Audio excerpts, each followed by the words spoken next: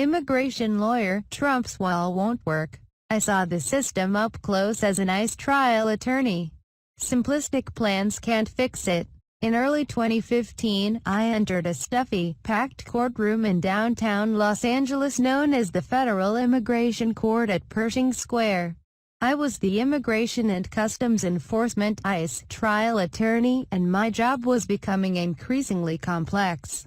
I was doing my best to navigate the nuanced priorities set by President Obama to deport felons, not families, as well as to identify people who pose a threat to society. I took a deep breath as the judge called the first case, a crying baby, no more than 8 months old, and just one of the thousands of unaccompanied minors in immigration court during the Central America border surge. The judge glared at me while trying to figure out how to get an infant on the official court record. Before I became an enforcer of our immigration laws, I worked at the State Department under Secretary Hillary Clinton. During one trip to Central America, I listened to government officials from the region express frustration about our mass deportation of hardened criminals, many of whom spoke little Spanish. These native sons and daughters had learned violence on the streets of LA, and upon arrival back in their home countries, they continued the cycle of violence. Even then, we sought to help our neighbors to the south reintegrate those individuals on a larger scale.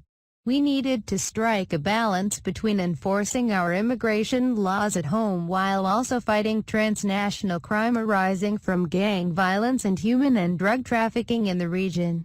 Donald Trump's latest immigration speech portrays America under Obama and Clinton as a lawless nation that allows all criminal immigrants to stay in the country.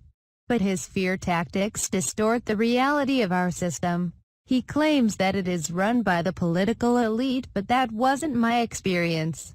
I worked alongside ordinary civil servants looking for humane ways to focus our deportation efforts on national security threats, known gang members, violent criminals, and recent arrivals to the U.S. Of course, Trump's hallmark policy is a border wall that he insists Mexico will finance under threat that Trump would ban billions of dollars in remittances sent home by undocumented immigrants. Not only is Trump's border wall ludicrous, but I believe it would fail miserably.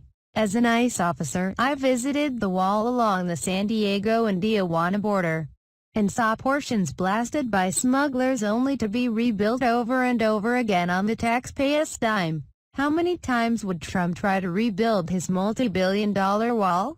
Once? 10 times?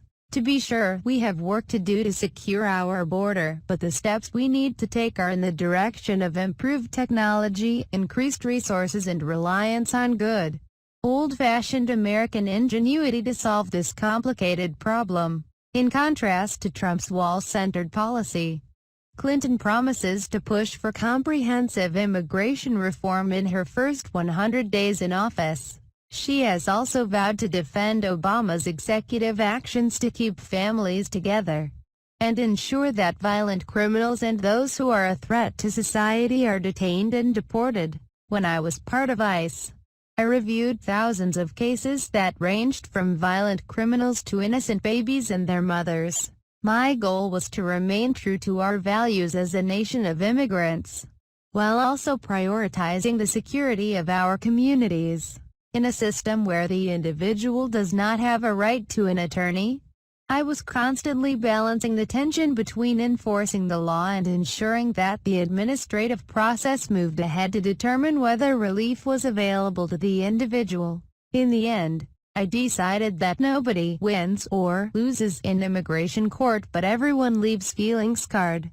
Our immigration system has been overly politicized and our laws are inadequate, forcing certain immigrants into court because there is no ability to seek relief elsewhere. People can languish for years on simple administrative issues that could be solved if only they had a court-appointed attorney. Finally, our immigration judges are doing Herculean work that remains woefully underfunded and underappreciated. If we are going to fix our immigration system, we need a leader in the Oval Office who understands the gravity and complexity of the problem. Trump has made immigration the center of his campaign by promoting oversimplified proposals and demonizing an entire segment of our society. I fear what America would look like with Trump at the helm. For voters who care about keeping our communities safe and who believe there is a difference between an 8-month-old baby and a violent criminal, there is a lot at stake this November. For this former ICE official, the choice is clear.